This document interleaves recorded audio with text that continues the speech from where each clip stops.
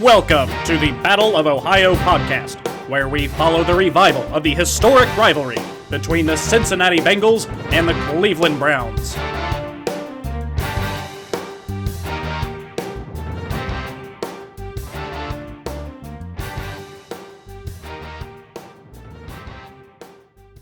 All right, so this is the predictions recap episode, I guess, for the week 2 of the 2021 NFL season. So just as a little bit of an overview, I had a pretty good week this week. Finished with a 12-4 record. Well, pretty much finished with, because right now, technically, as we're recording, the Packers-Lions game is, I think, still technically going on, but the Packers are up 35-17, and it's like the tail end of the fourth quarter, so I'm pretty sure we can count that as a win for the Packers. So that's a 12-4 record for me this week and a 9-7 record for Thomas this week. On the season, I'm 21-11, and Thomas is 18-14. So I pulled a little bit ahead this week, but you know, not an insurmountable amount for you to come back by, Thomas. But it's not going to happen because I'm going to kick your ass this week as retribution for you kicking my ass last year. It's okay. Man, I'm going to come back. Don't worry.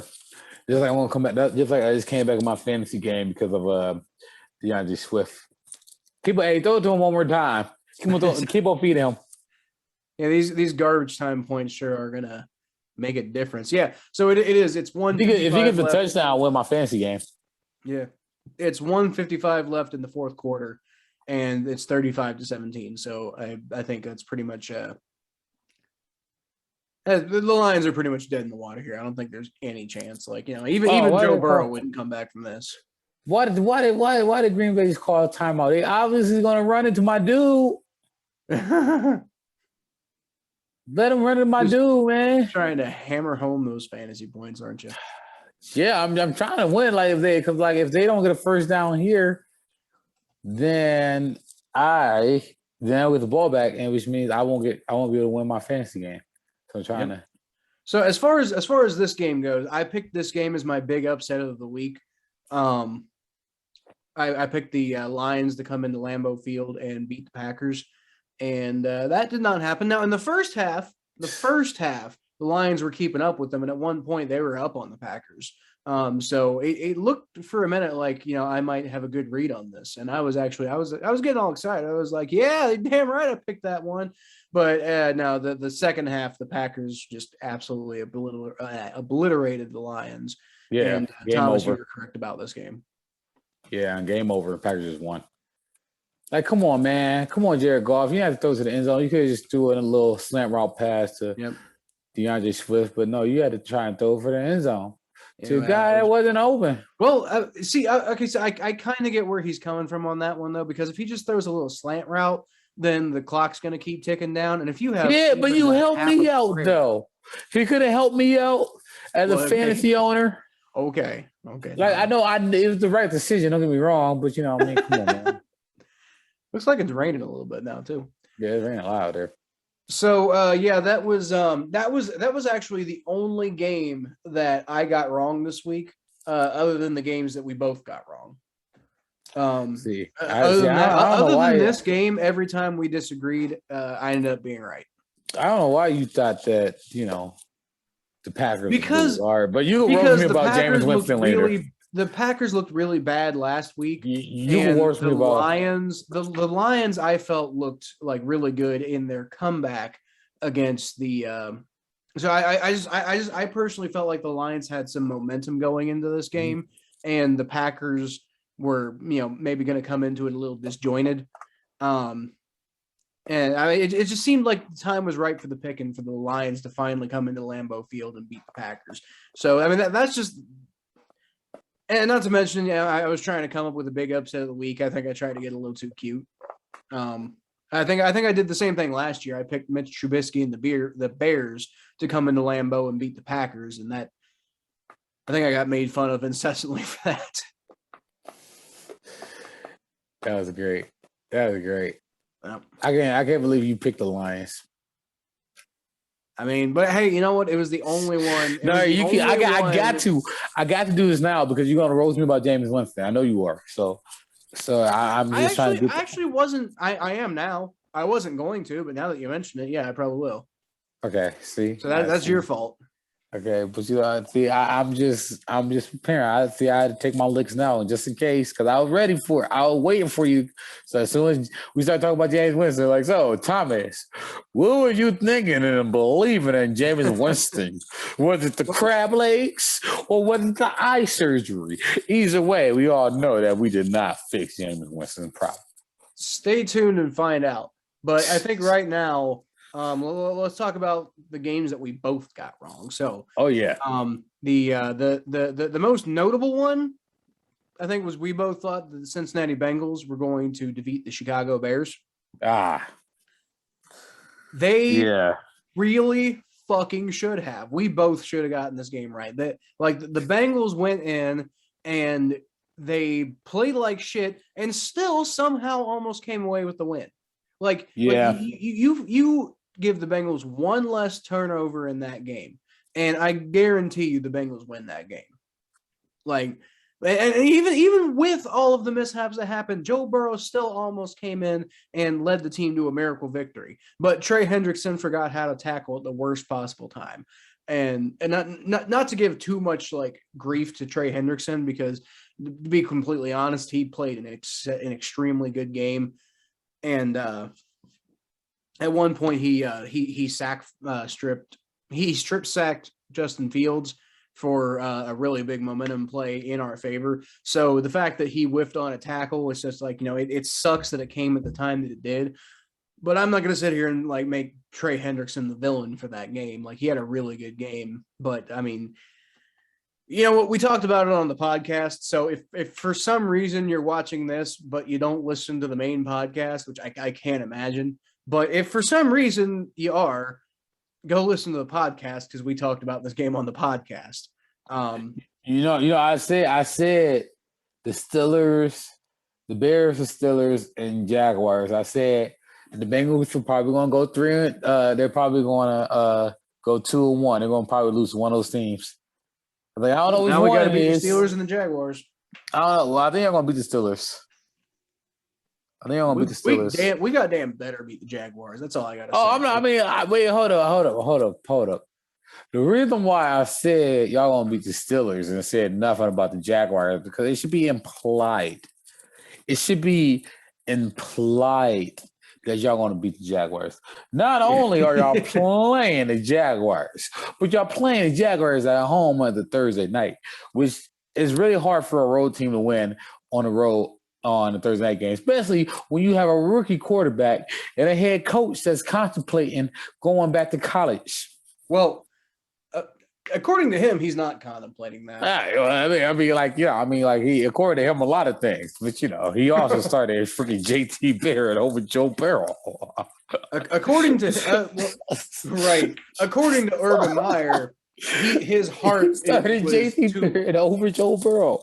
Right. According to Urban Meyer, his heart was in too bad of a condition to continue coaching, and he had to retire. His heart was in JT Barrett over Joe Burrow. Well, I mean, I sort of got he's coming to the NFL because it's a lifetime opportunity. But if he were to actually take another college job after he basically weaseled his way out of a coaching job because he's oh, my heart. And then and he did the same thing with Florida. He's just my heart hurts. I can't do it anymore. And then went to Ohio State. If he does the same thing and goes to Arkansas or whatever, or what is it, USC? If he goes to USC, I'm just going to be this guy is a fucking snake, on the same level as Nick Saban. And what's his name? I'm not going to. Maybe not quite as bad as Bobby Petrino, but Nick Saban for sure. Man, see, look, I gotta keep my mouth closed, man. See, because Urban, I gotta keep my mouth closed about Urban Meyer, man. I don't want to talk too much about Urban Meyer.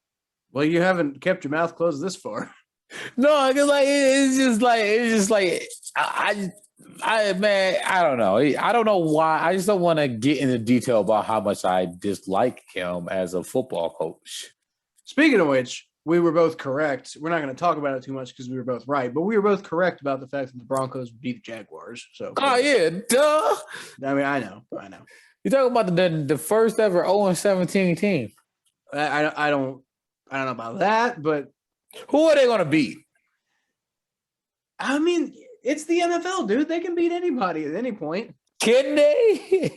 I mean, they can. Will they? I don't know. But I doubt. Wait, hold up. 0-7, 0-16 has happened so few times with so many terrible. The Jets beat the Browns. They're losing to the Cardinals. They're losing to the Bengals. They're losing to the Titans. They're losing to the Dolphins. Wait, no, maybe not the Dolphins. They might. No, it's still the Dolphins still gonna beat them. Losing to the Seahawks. Losing to the Bills. Losing to the Colts. Losing to the 49ers. Maybe the Falcons, losing to the Rams, losing to the Titans again, they might be able to beat the Texans. They might get the Texans. Well, they did the first time. They might get the Jets.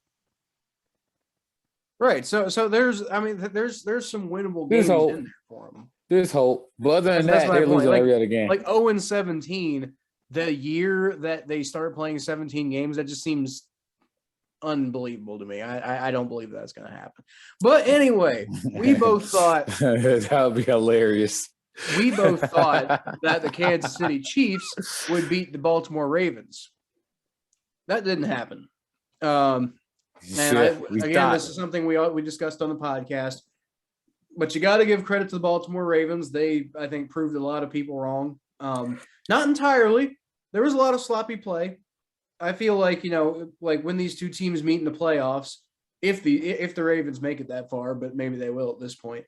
But, if the Ravens and the Chiefs meet each other in the playoffs, then I have a feeling the Chiefs will probably win the rematch. But it was some sloppy play. It was some sloppy play, and they still beat them. They overcame their demons, and they made it work. Just like I think the Browns are going to beat the Chiefs in a rematch. Well, we'll see. I hope so for their sake. Although maybe not. If it sends the Browns to the Super Bowl, maybe not. I'm sorry, Thomas. I can't root for the Browns to go to the Super Bowl before the fucking Bengals get there. Like, no, that's not okay. The fact that you guys already won a playoff game before we won a playoff game, it hurts enough. Yeah, I won this 2 Super Bowls. What are you talking about, man? But yeah, you're right. Well, back in the 80s. I don't care. Okay, so we were both wrong. We both thought that the we both thought that the Seattle Seahawks would beat the Tennessee Titans. I think the main reason we thought that was because the game was being played in Seattle, and the Titans didn't look so great last week. That was my main reasoning. Man, I didn't think that Tennessee would find holy water. Like, they just look so much better, but you gotta give it to them, man. They give them another week for everybody to gel. They got a good team. You got Julio Jones and Henry, and they're a good team. They're a good team. It's freaking Derrick Henry. Every single time, man. You just forget how good that dude is. Yeah, he had another one of those like classic stiff arm moments too against. He's like high, like 182 yards and 3 touchdowns. Jesus Christ. I didn't even realize it was that damn good. This man's trying to be the greatest running back in history. I mean, I don't know if he's like on pace for that, but he's like, he's definitely making a name for himself. He's definitely on pace to be a Hall of Famer. When, by the way, don't forget, he looked like a bust like early, like in his first season, like early on. Like everybody, like actually the first couple seasons, Derrick Henry looked like a bust. And then just out of nowhere, he turned it on. No, out of freaking nowhere. I have him on fantasy team that year he went off too. It was that run he had on Thursday Night Football where nobody could tackle him. And then that's when people started talking like hey, babe, I see this dude doing that. And then like they're just like, and I remember on ESPN the way they analyzed that run was, of course, this is how bad football is on Thursday Night Football. Nobody can tackle. Look how bad people suck at tackling Derrick Henry. Look how bad tackling it is. And like, it's like, no, it's just that he's that freaking good. He's doing it to freaking everybody. Well, in their defense, that was the first time he'd really looked like that. Yeah. Shit. And ever since then, he just... So, Thomas, you thought that the Miami Dolphins would beat the Buffalo Bills. I would like to ask you, why the fuck?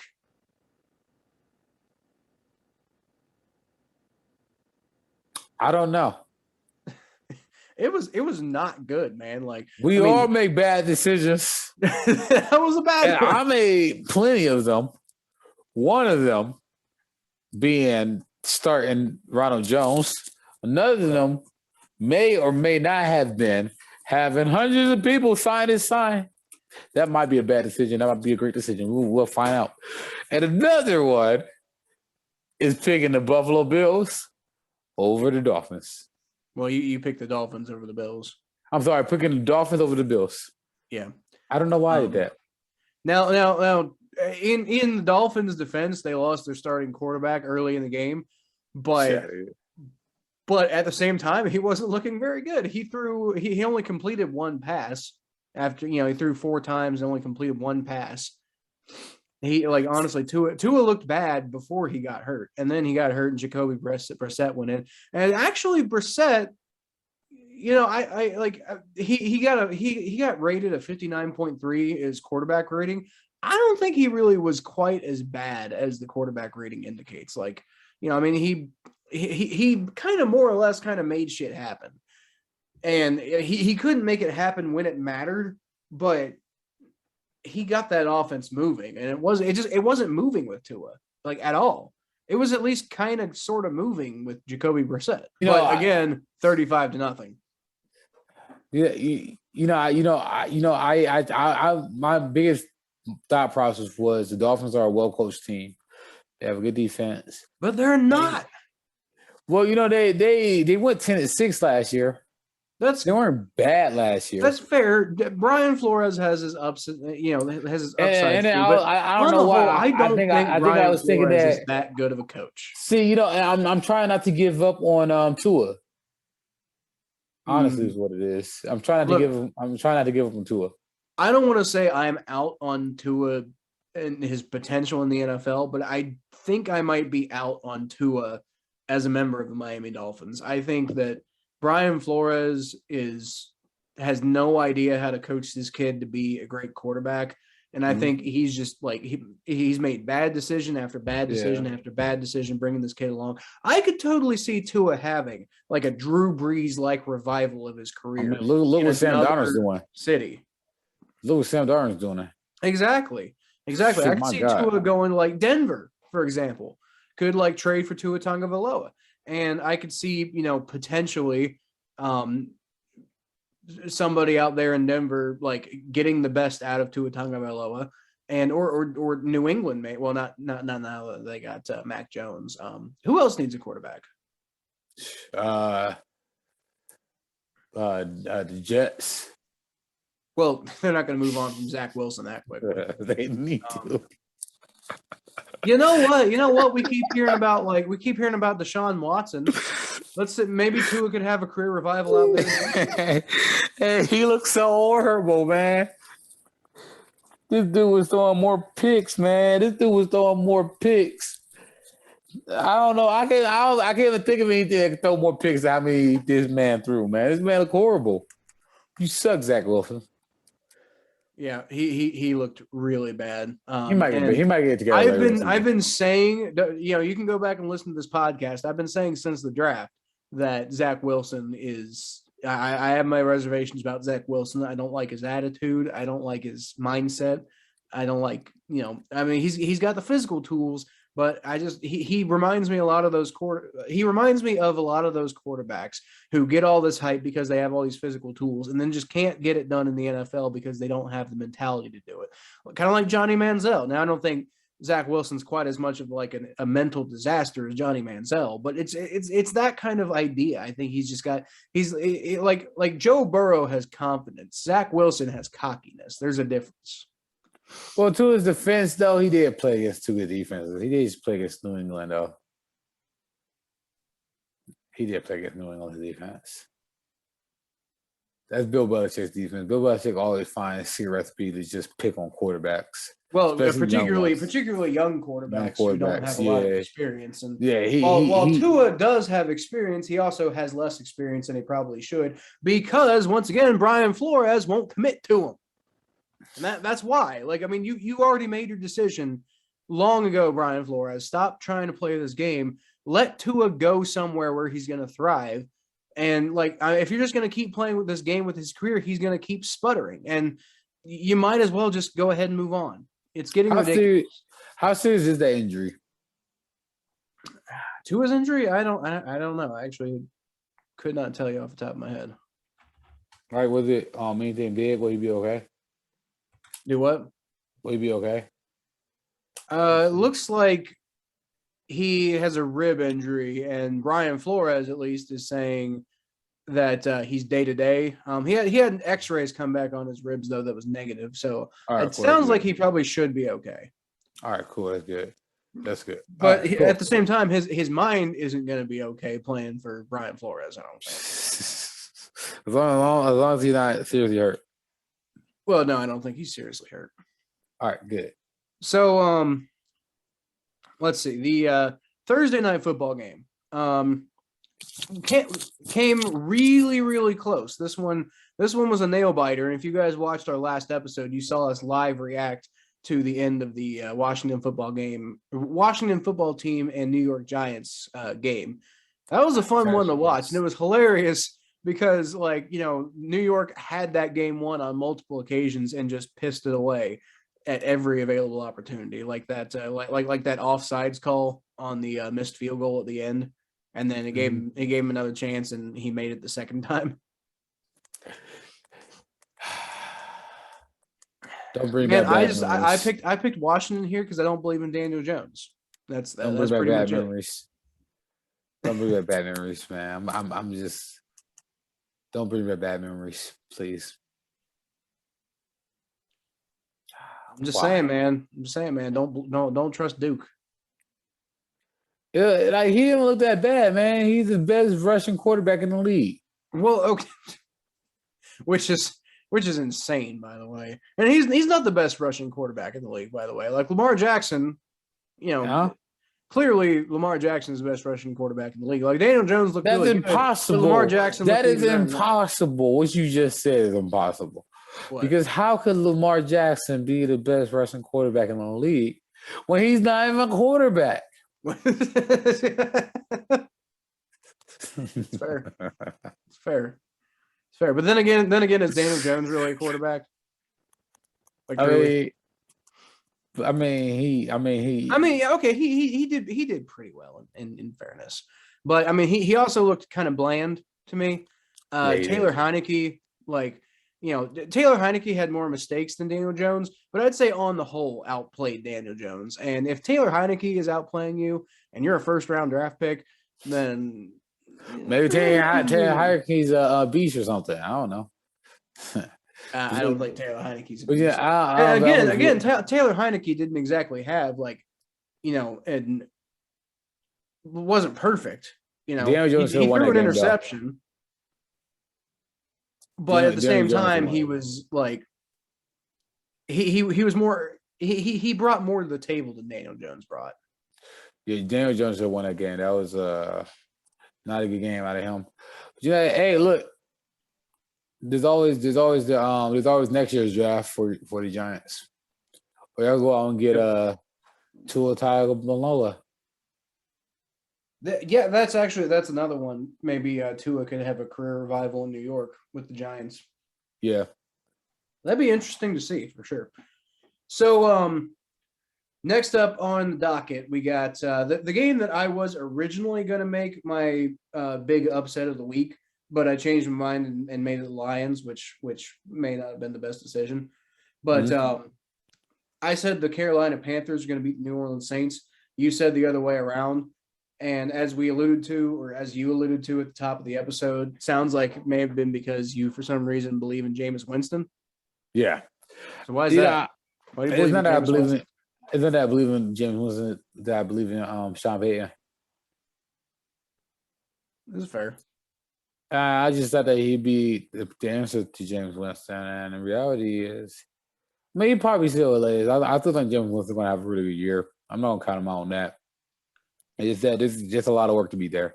It'd be hilarious if he had another 30 for 30 year.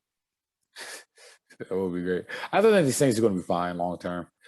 I think the biggest story, I suppose, but completing 11 of your 22 passes and getting 2 interceptions out of that was a bad game for Jameis Winston, man. Like, I mean, that was like to a T why Tampa Bay moved on from him. That was like, I mean, the LASIK surgery didn't even help apparently. I think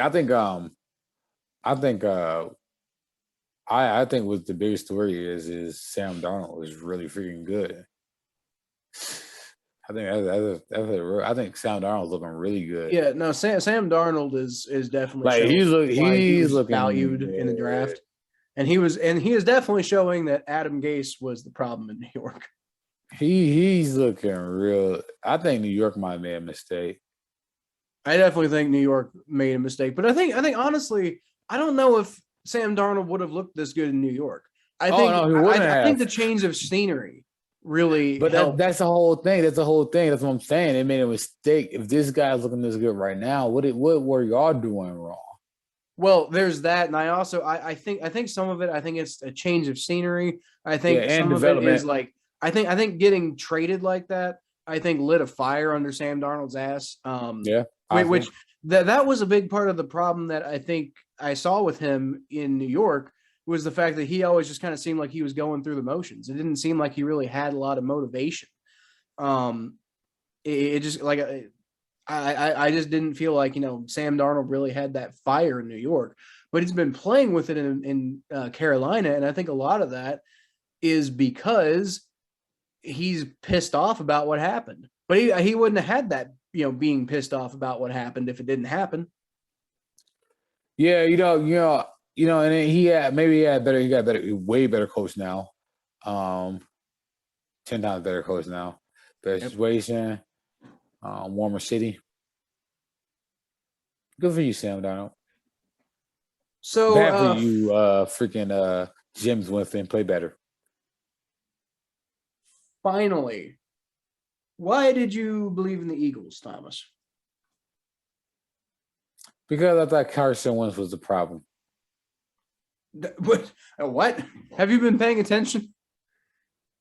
Not enough, apparently. No, dude. Phil. Okay, so Carson Wentz is a problem. You're right. Yep. But Philadelphia is a mess, dude. I thought Jalen Hurts might show me something.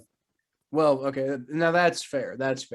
I also thought that Jalen Hurts was going to do pretty well, but I just thought that, like the 49ers, again, Kyle Shanahan, just the 49ers got too much going on right now. I didn't think they were going to lose to the Eagles, but I just fair. Forget how good. I guess I kind of forgot how freaking good the 49ers were. Because usually I don't bet against 49ers. I guess I kind of lost my faith in the 49ers. That's last year. But I'm starting to regain my faith in the 49ers because the 49ers are a really good team, and I probably should have defended them better because the 49ers is just – the 49ers is going to be a good team for a very while. Well, you know what? I will always hate the 49ers for them beating the Bengals in both of the Super Bowls that we went to, even though both of them happened before my lifetime. But – I'm not going to sit here and act like the 49ers don't look insanely good right now. And especially going up against the Philadelphia Eagles team that I'm shocked even got a victory in week 1. I believe last week, I think we both picked the Falcons to win that matchup with the Eagles last week, didn't we? Yes. I don't believe in the Philadelphia Eagles at all. And you're right to an extent. I didn't think that Carson Wentz, I thought that Carson Wentz was a problem and the Eagles needed to move on from him, but it wasn't just Carson Wentz. There's just, so much crap going on in Philadelphia right now that like no one major change can really help that team. And I'm not entirely sure I believe in Nick Sirianni as, a coach. Yeah, I'm going to think the same thing. I was thinking that too. That's the same coach they had, right, when they won the Super Bowl, right? No. They just fired him, actually, Doug Peterson. Yeah. He got fired over the offseason, and they brought in Nick Okay. Sirianni. Okay, I got you. I didn't think about that. Huh. So their culture is a little messed up. They are an NFC East team, though. Exactly. That's why I was thinking they are an NFC East team. Well, they are an NFC East team. Forget but that. I think they might be the worst team in the NFC East, and that's including the Giants, by the way. See, the thing is, I always think about the NFC East. The thing is that I have such a hard time believing the NFC East is as bad as it is, and I just stop believing that the NFC East is anything else but trash. Well, yeah, but I mean, even with the NFC East being trash, the Philadelphia Eagles are probably the most trash of all those teams. Maybe. I mean, funny. Also maybe the Giants, but I think the Giants are like I just didn't think that the NFC East would just be this bad for this long. Like I just thought like maybe the NFC East is not this bad, but outside the Cowboys, they're really is bad. My God. What a crappy division. What a division full of crap. There's just nothing good about this division. This division smells. Ugh. Smell up Ohio. Stay on the east side, NFC East. All right. So I think that's all we got to talk about then as far as the games this week. You suck, NFC East. They do. We'll head into next week, and we'll give you all another predictions episode. Like I said, right now I got Thomas. I'm ahead of Thomas, 21 wins, 21 correct predictions to 18 correct predictions. So we'll see what happens next week, but for right now, that's what we're dealing with. So thanks for listening, everybody. We'll catch you next week.